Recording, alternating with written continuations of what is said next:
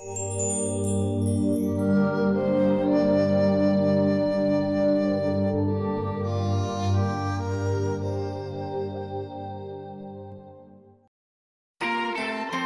Info. France Info.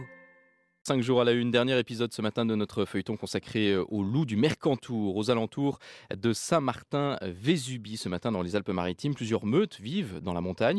Et si le loup a ses détracteurs sur place, il peut aussi compter sur de farouches défenseurs, car l'animal représente un argument touristique non négligeable pour la vallée. Sébastien Baer. Les loups sont là qui nous fixent à une trentaine de mètres. Thor, le mâle, et Jumelle, la femelle.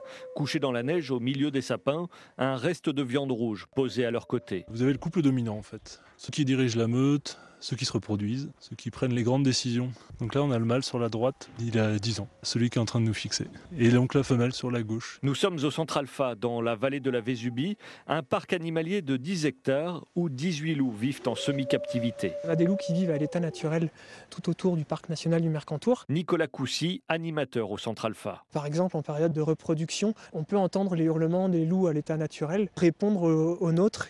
Donc il y a un échange question-réponse.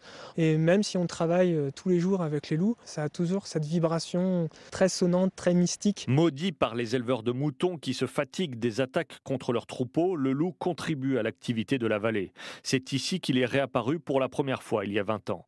À Saint-Martin-Vésubie, petit bourg isolé de 1400 habitants à 1h15 de voiture de Nice, l'économie repose en partie sur la présence du loup, assure Jean-Paul Blanc, le directeur des services à la mairie. Le loup, il fait vivre le personnel d'Alpha, donc 9 emplois, plus des emplois saisonniers.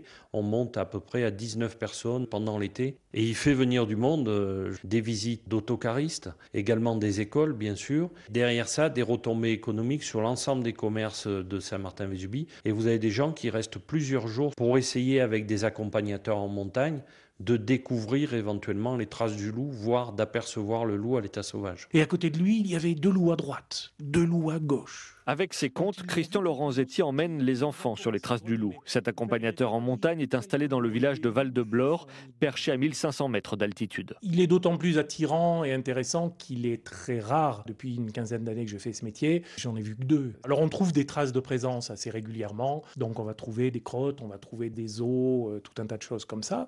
Mais le voir, faut un grand coup de bol. Mais nous, on va essayer de faire en sorte que les gens l'imaginent en ayant simplement suivi leurs traces. Je préfère cette approche-là. Pour les défenseurs du loup, la présence des touristes est aussi l'occasion de réhabiliter l'image de l'animal. Car le loup, souvent dépeint comme un terrible prédateur ou un carnassier redoutable, souffre d'être mal connu, estime Magali Dupont, soigneur animalier. C'est un animal qui a toujours malheureusement eu mauvaise réputation.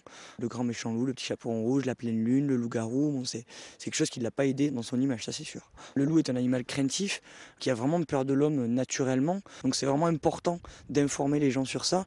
C'est surtout un animal qui a son rôle dans l'écosystème, qu'on appelle le docteur de la nature. Donc il élimine aussi les individus qui sont malades.